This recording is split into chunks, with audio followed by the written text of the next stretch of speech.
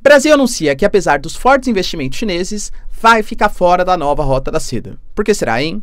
Enquanto isso, Trump alega que o Walmart deveria engolir as tarifas e não ficar reclamando de um possível aumento do preço dos alimentos e dos produtos em geral por conta da guerra comercial entre China e Estados Unidos. Será que há chance de algum tipo de intervenção estatal em empresas privadas? Enquanto a Alemanha anuncia um recorde na sua queda da imigração irregular, 70%, em um novo momento político da Alemanha, bastante restritivo à questão da imigração, principalmente irregular, mas que vem gerando críticas tanto da AfD como também da esquerda do país.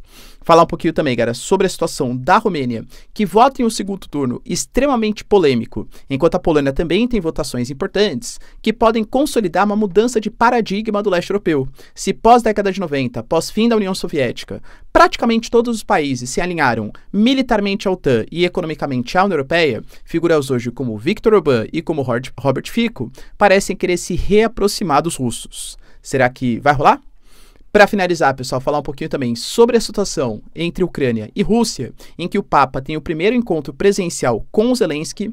Marco Rubio anuncia que pode sim aplicar sanções contra a Rússia, porque talvez nem dependa do presidente Trump, e sim do próprio Senado americano, e sanções pesadíssimas, inclusive secundárias, que podem minar o crescimento econômico dos russos, mas ao mesmo tempo Trump anuncia uma ligação importante com o Putin na segunda-feira e depois com Zelensky, e o Putin fala que para a consolidação de um processo de paz é necessário respeitar os interesses nacionais da Rússia, já que a Rússia faz a mesma coisa com os americanos. O que será que isso quer dizer, hein? Se vocês querem entender um pouco mais sobre esses assuntos, e muito mais também sobre geografia, geopolítica, atualidades, política, polêmicas, enfim, tudo para você se manter sempre bem atualizado, já se inscreve no canal, deixa seu like e compartilha esse vídeo, que eu, professor Ricardo, conto muito com a sua ajuda. Belezinha? Pessoal, para quem não sabe, a Nomad, que é parceiraça aqui do canal, tá te oferecendo a oportunidade sensacional de comprar dólares com as melhores taxas do mercado, e até o dia 31 de maio, pessoal, corre que tá acabando, e tem meu número de cupons é limitado, tá? Cupom Ricardo40 fonte, você tem acesso até... Aliás, até não, tem acesso, tá? A 2% de cashback na sua compra de dólares, limitado, claro, até 40 dólares. Então você já compra os seus dólares, diversifica as suas posições, que é essencial, não é uma recomendação de investimentos, claro, né? Mas essencial para quem tem uma carteira um pouco mais diversificada, e você, sei lá, comprando 100 dólares, tem acesso a 2 dólares de cashback, além das melhores taxas, é muito democrático, muito simples, e você pode usar isso em mais de 180 países, sem ficar com dor de cabeça de conversão cambial. Eu, por exemplo, galera, tenho uma viagem internacional marcada para o segundo semestre, já vou montando minhas posições, aproveitando a queda do dólar, não uma recomendação de novo, né, mas é o que geralmente eu costumo fazer, porque é muito mais simples, muito mais barato, muito mais democrático o que a Nomad oferece pra gente. São mais de 3 milhões de usuários que, assim, nível de satisfação geral. Eu uso, recomendo e posso falar para vocês, galera, que é muito, muito, muito bom, tá? Então, ó, link na descrição, cupom Ricardo40 fonte, corre que tá acabando, 2% de cashback nas suas conversões cambiais. Belezinha? Então, bora lá pro vídeo, pessoal. Seguinte, como eu falei para vocês na introdução, de fato, a gente teve o Brasil, essa semana que passou, anunciando uma série de investimentos muito importantes, na verdade a China, né? Na casa de 27 bilhões no Brasil. Esses investimentos em setores estratégicos, como por exemplo, concorrente do iFood, como por exemplo, o Kita, né, que vai vir, a ideia, pessoal, de energia limpa, por exemplo, sendo produzida no Nordeste, GWM também montando uma planta industrial aqui no Brasil, outra montadora vindo fazer uma fábrica também em Goiás, o que vai gerar emprego, movimentar a economia, pagar os impostos, e claro que isso é sensacional. Parece muito, não sei se vocês percebem, que o Brasil está se inserindo na chamada Nova Rota da Seda. Para quem não sabe, a Nova Rota da Seda é um programa chinês inaugurado em 2013, em que a China ela espera, e hoje, tá? A gente fala até ano passado, mais de 100 países já participam com investimentos acima de $1 trilhão, receber investimentos em infraestrutura, investimentos, por exemplo, no setor de rodoviário, portos, aeroportos, enfim. E aí a China ela consegue estabelecer parceria geopolítica e, claro, tem acesso a uma economia forte aí dos países que aceitam fazer parte dessa Nova Rota da Seda. Então, uma interligação muito importante. Para os chineses, claro, né, vai lembrar, Ah, professor, mas isso não gera um risco de dependência da China? Sim, se o país ele não se programar efetivamente e você ficar endividado com a China possivelmente vai colocar cláusulas ali, né? Ah, a gente quer ter acesso a determinada infraestrutura. Pô, se vocês não pagarem, vão ter que dar, por exemplo, minérios mais baratos. Mas aí vai muito do país que está recebendo os investimentos também, né? Para não cair no que a gente chama de armadilha da dívida. Claro, como os americanos já fizeram, enfim, né? Como é normal numa relação aí de um país que é mais poderoso economicamente com outro que é menos poderoso. Enfim, e aí o Brasil falou, poxa, mas então vocês estão participando da nova Rota da Seda? Com esses bilhões de investimentos, com essa parceria muito forte com os chineses? Palavras oficiais do Brasil, tá? A denominação do Cinturão e Rota para a China é a mesma denominação do PAC para nós, uma estratégia governamental de desenvolvimento, e essa sinergia que nós procurávamos. Sintonizar a estratégia da China e do Brasil. Do mesmo jeito que eles não entram no PAC, nós não entraremos na estratégia deles. O Brasil, ele considera que a ambiguidade com certeza é a melhor estratégia. Ou seja, o Brasil alega, primeiro, que a gente não deve se focar em um único país, vamos ficar só com os Estados Unidos ou só com a China. E que a gente também não deve fazer parte de uma nova Rota da Seda porque não tem um documento oficial, né? Tô assinando aqui, faço parte da nova Rota da Seda. É melhor receber os investimentos chineses, mas também demonstrar uma possibilidade de receber investimentos de outros países. Por isso que o Brasil ele não faz parte dessa nova Rota da Seda, para não comprar um lado político e econômico muito grande e aparentar estar disposto a receber investimentos de todos os lugares, o que na minha visão, de ponto de vista pragmático, é a melhor opção. Enquanto isso, galera, temos também notícias importantes do Trump criticando a postura do Walmart. A gente sabe que as tarifas que estão sendo aplicadas contra a China, embora elas tenham sido paralisadas durante 90 dias, elas ainda continuam altas. A China está aplicando tarifas de 10% em cima de produtos dos Estados Unidos e os Estados Unidos aplicando tarifas de 30%. Claro que não é até os 245% como era previsto anteriormente na guerra comercial entre os dois. Mas ainda é uma tarifa elevada. E aí é meio natural. Como a gente está numa economia completamente globalizada, numa fábrica global, numa produção em escala internacional, que se você tem uma tarifa tão alta entre as duas maiores economias do planeta, os custos produtivos, os produtos importados, claro, vão ficar mais caros. O Walmart colocou, que é a principal rede de varejo hoje dos Estados Unidos, que por conta disso, alguns produtos vão ter, embora o Walmart não quisesse, que aumentar o preço dos seus produtos, gerando inflação, que é o pior medo do governo Trump, porque a inflação significa que o Federal Reserve não vai rebaixar a taxa de juros e um dos principais motivos que fez com que Biden e Kamala saíssem do poder nos Estados Unidos foi a volta da inflação no país. Então Trump não quer uma proposta inflacionária e evitar, claro, a queda dos juros aí pelo Federal Reserve. E aí o Trump ele foi bem enfático, né?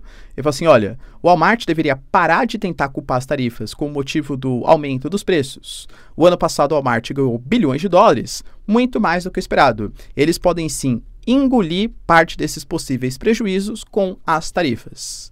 E o Walmart respondeu, colocando que, na verdade, eles já estão fazendo isso e eles trabalham para vender sempre o menor preço ao mercado consumidor. Mas que o Trump deveria saber que as margens do varejo elas são muito estreitas. Como assim? Em que sentido, né, professor? Poxa, você pega a marca, até aqui no Brasil, né? Carrefour, Extra, enfim, né? Essas marcas. Poxa, galera, tem muita concorrência com esses grandes hipermercados, com os mercadinhos locais. Então, vamos falar assim, o lucro que o supermercado tem em cima da venda de um Omo ou qualquer, sei lá, sabão em pó, é muito pequenininho, porque se ele colocar uma margem de lucro muito grande, as pessoas vão preferir em outro mercado. Concorrências muito grandes geram uma queda da margem de lucro. Então, o varejo, via de regra, trabalha com margens muito apertadas. O Walmart falou que, por isso, vai ser obrigado a aumentar os preços. E que, aliás, as outras empresas também vão aumentar, mostrando que não é uma tendência do Walmart de querer culpar o Trump, mas sim a lógica do mercado que não aguenta essas tarifas gigantescas em cima da economia chinesa. Será, pessoal, que há chance de algum tipo de intervenção estatal? Creio eu que não, né? Mas são mais, penso eu que o Trump falou isso, muito mais como palavras políticas, principalmente para aquela população que não entende muito de economia. O Walmart é malvadão, ele está querendo tarifar, aumentar os preços, usar a tarifa chinesa como desculpa, olha os bilhões que eles tiveram de lucro. Muito mais nesse sentido do que exatamente algum tipo de intervenção estatal. Enquanto isso, cara, a Alemanha anunciou dados importantes da queda da imigração principalmente irregular. A gente fala, galera, de um número de 2025 na casa de 22 mil até agora, sendo que em 2024 eram 83 mil e em 2023, 127 mil. Ou seja, uma queda expressiva de mais de 70% em questão de 2 anos. A gente sabe que a Alemanha também, ela tem um passado, vamos colocar assim, interessante em relação à entrada de imigrantes, refugiados, principalmente durante o período Angela Merkel, já que a Alemanha alegava que a Alemanha, como a principal potência da União Europeia, e a União Europeia sendo uma das principais responsáveis pelas brigas, pelos conflitos que aconteciam, né, na Síria, no Iraque, enfim, ela tinha uma responsabilidade econômica e uma responsabilidade histórica de arcar com esses refugiados, recebendo mais até, né, de 800 mil refugiados da Síria, por exemplo, entende?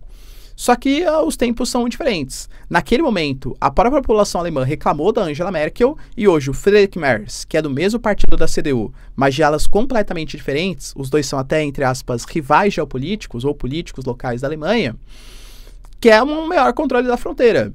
Que, aliás, também gerou críticas, tá? Por quê? Porque hoje a gente tem na Europa o chamado espaço Schengen. Teoricamente, cara, poxa, existe uma livre circulação de pessoas, serviços e mercadorias dentro de uma União Europeia.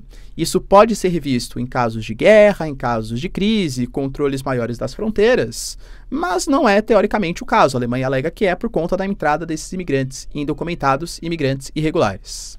Pois bem, pessoal, segundo as lideranças políticas da CDU, os cidadãos hoje, eles esperam uma mudança política da nossa parte. E isso já começou nas fronteiras. Continuamos sendo um país aberto à imigração legal e o nosso mercado de trabalho e também na nossa sociedade. Agora, imigrantes regulares não mais passarão. Professor, poxa, se você fala então que a AfD, por exemplo, a Alternativa para a Alemanha, cresceu muito de popularidade e uma das suas principais propostas era o combate à imigração, e a CDU agora está fazendo isso, mesmo com uma coligação com a SPD, que é o partido de centro-esquerda, quer dizer então que a AfD está feliz, não tá? É mais ou menos. A AfD, claro, uma questão política também, vê que, de fato, está havendo um aumento do controle das fronteiras alemãs, mas alega que vários grupos vulneráveis, eles continuam entrando e que ainda não há uma proposta séria de deportação dos imigrantes regulares.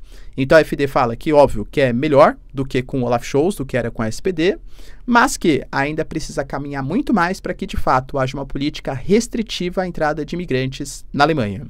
Da mesma maneira, a esquerda, e nem a SPD, hein? A esquerda, assim, mais raiz mesmo da Alemanha, critica essa postura, alegando que é uma postura totalmente autoritária do governo da Alemanha. A Alemanha difere e fala que, na verdade, né, imigrantes legais que querem trabalhar, tudo tal, bem-vindos, imigrantes irregulares vão ser barrados na fronteira. Enquanto isso, galera, temos também uma eleição super importante hoje na Romênia, que vai opor, de um lado, o Nicosur Dom, que é o prefeito de Bucareste, um cara um pouco mais de centro, para a União Europeia, para a OTAN, e o George Simeon, que é um cara conhecido pela mídia local como uma extrema-direita nacionalista contra a OTAN e contra também a União Europeia. Por que essa eleição é importante?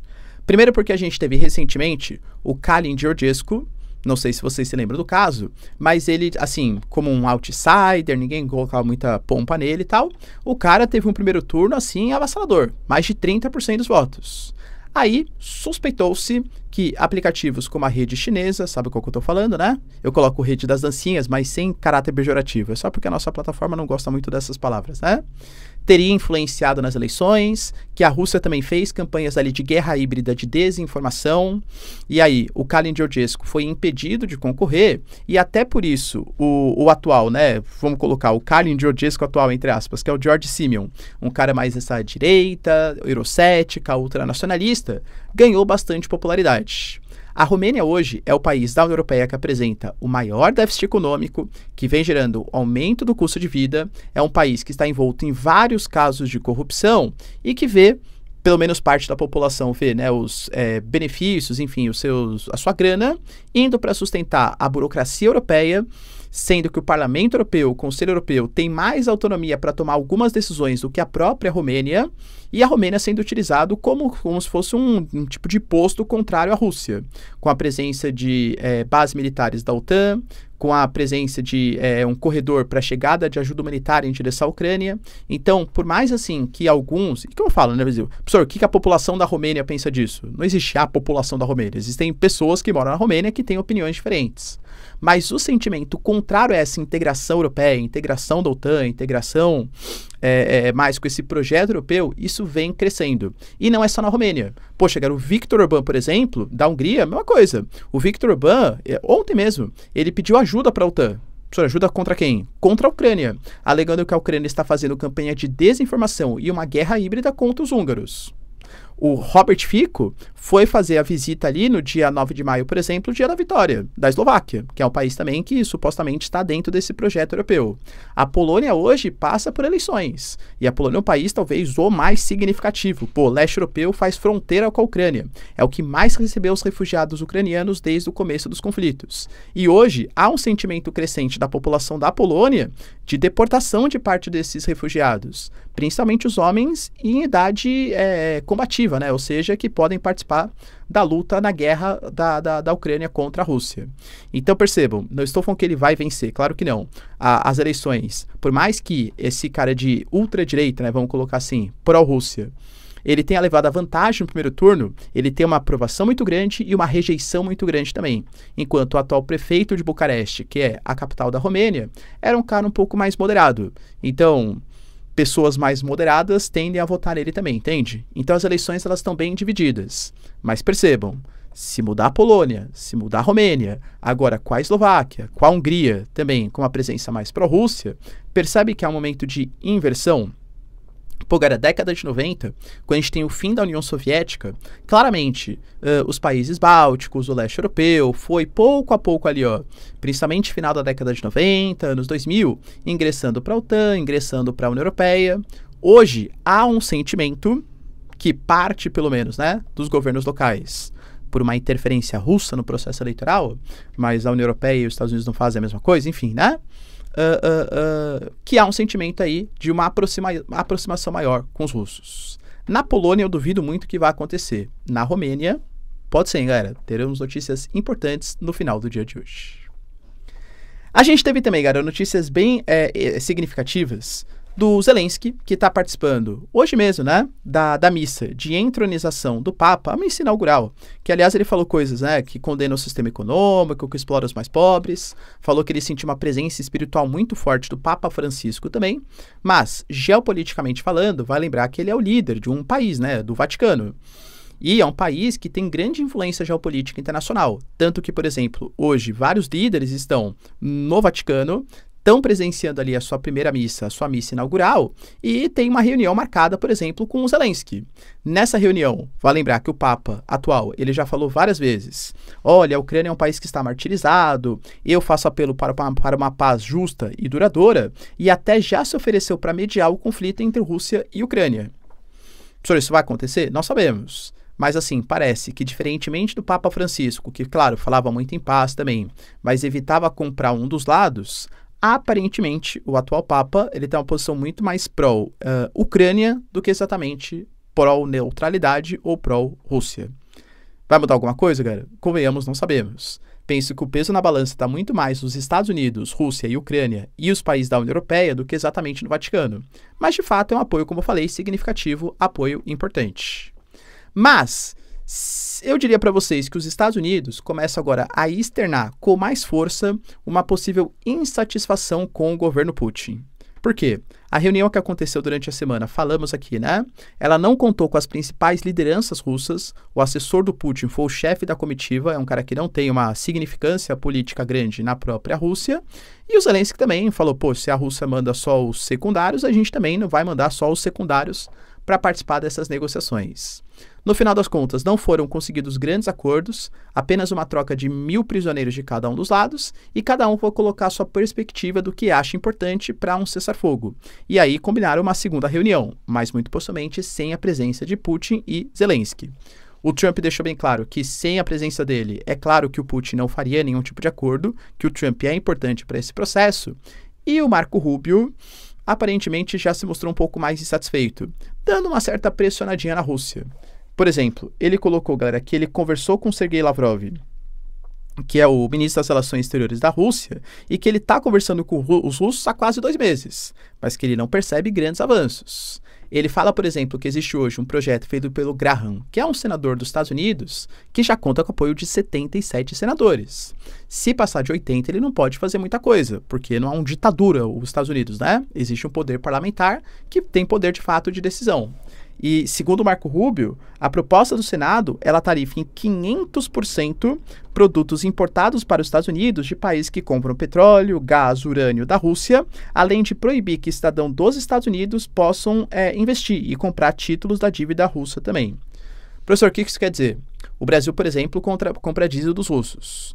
Caso a proposta do Senado seja aprovada, porque os senadores percebam que não há uma vontade política do Trump, aliás, do Putin, fazer o processo de paz, eles tarifariam em 500% produtos que o Brasil vende para os Estados Unidos, na prática, inviabilizando o comércio das exportações brasileiras para os Estados Unidos. A gente chama isso de sanções secundárias. Além dos Estados Unidos sancionar a própria Rússia, ele vai sancionar também países que negociam com os russos. Percebe? É um tom de ameaça. Rússia, avance com o processo de paz, porque senão tá nem no caráter do Trump. Mas essas sanções podem avançar contra a Rússia. Vale lembrar também que o Trump, ele anunciou que tem uma ligação para ser feita com o Putin e com o Zelensky na segunda-feira, e depois também vai telefonar para líderes europeus para começar a fazer esse processo de paz. E o Putin, depois que recebeu essa informação, falou que, beleza, ele entende e que vai conversar com o Trump com toda certeza, mas que tendo a certeza que os Estados Unidos devem respeitar os interesses nacionais da Rússia. Penso eu, cara, que os interesses nacionais da Rússia são as demandas que a Rússia sempre faz. Os territórios que a gente invadiu, Lugansk, Donetsk, Zaporizhia, Kherson, devem ficar com os russos. A Ucrânia não pode participar da OTAN, não pode ter um armamento dos europeus colocando armas na Ucrânia, porque isso coloca em perigo a integridade territorial da Rússia, além de outras demandas, como, por exemplo, a própria saída do Zelensky. O próprio Putin, por exemplo, colocou que ele entende as demandas nacionais dos Estados Unidos. Os americanos não alegam, por exemplo, que merecem ter o direito à Groenlândia, que pertence hoje à Dinamarca? E o Putin não discorda dessa postura. Então ele espera que o Trump aceite que existem algumas demandas nacionais que devem ser respeitadas da Rússia. Confesso, pessoal, que eu estou curioso para saber os resultados aí dessas negociações da segunda-feira. Será que vai dar certo? Deixa aí nos comentários, quero saber sua opinião. No mais, se vocês curtiram o vídeo, tamo junto, beijos, abraços e tchau, tchau.